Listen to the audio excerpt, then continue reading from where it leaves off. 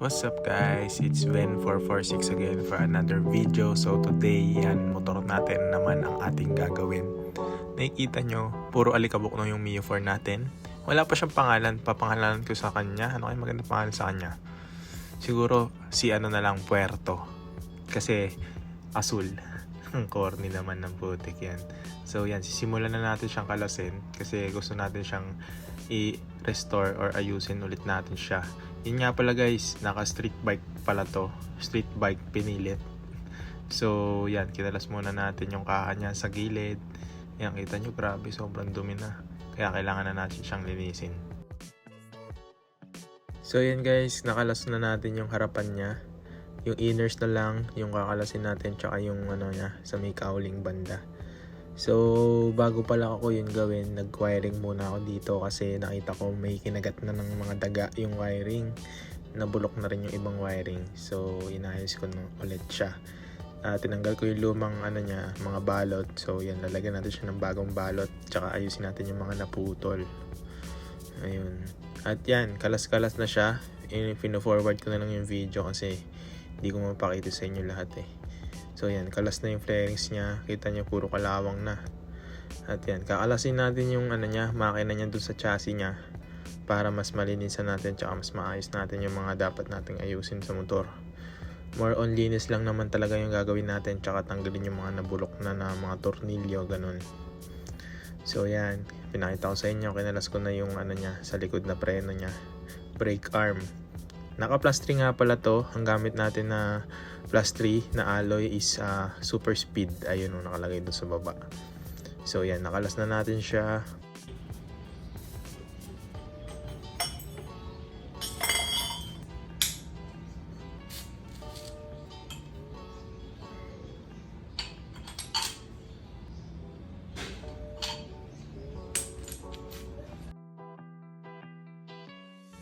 So yung makina pala natin is MTRT big valve na 59. Ayan, nakikita nyo, 59 na black, tapos MTRT na big valve na head.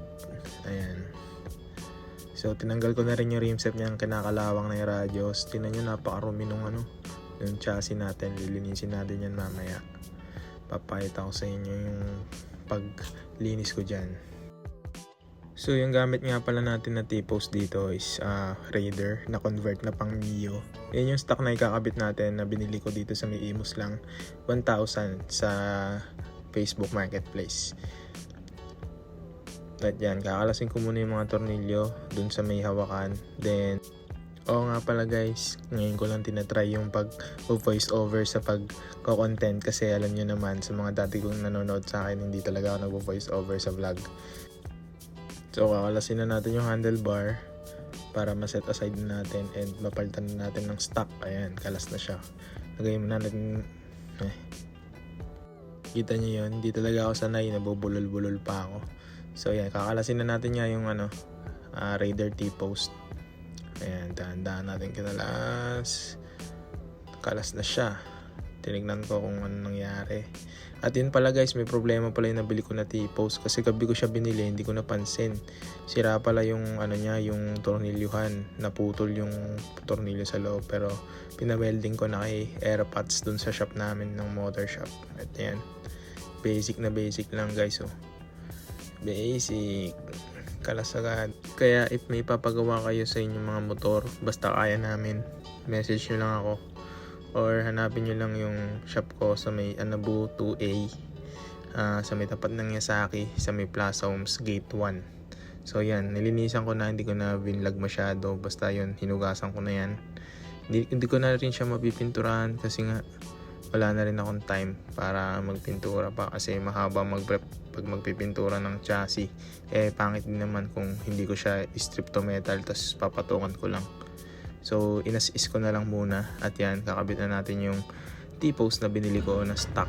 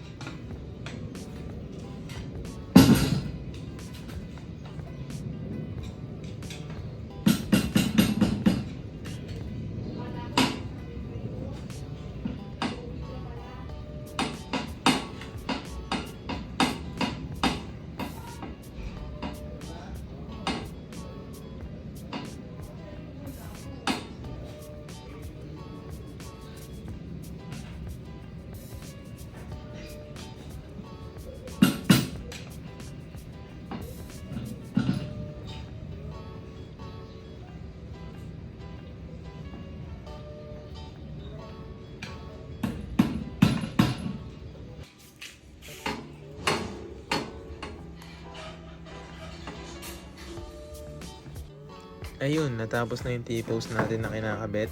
Tine-check ko lang kasi baka sobrang matigas yung pagkakahigpit ko. At yan, sasalpak na rin pala natin yung nalinisan ko na makina. Nilinisan ko lang talaga siya, tsaka tinanggal ko yung mga dumi-dumi niya na dumikit na dun sa mismong crankcase. At ayan, tinulungan na rin pala ako ni Chanloy at ni Aldrich dyan para mas mapadali yung aking trabaho kasi nga ang pinakaayaw ko sa motor na to is sira yung sira yung kanyang center stand.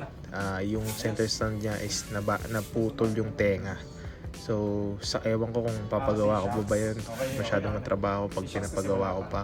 Pero titignan natin kung in future mapapagawa natin siya. Pero yan, okay na. Nasuksok ko na yung tornilyo.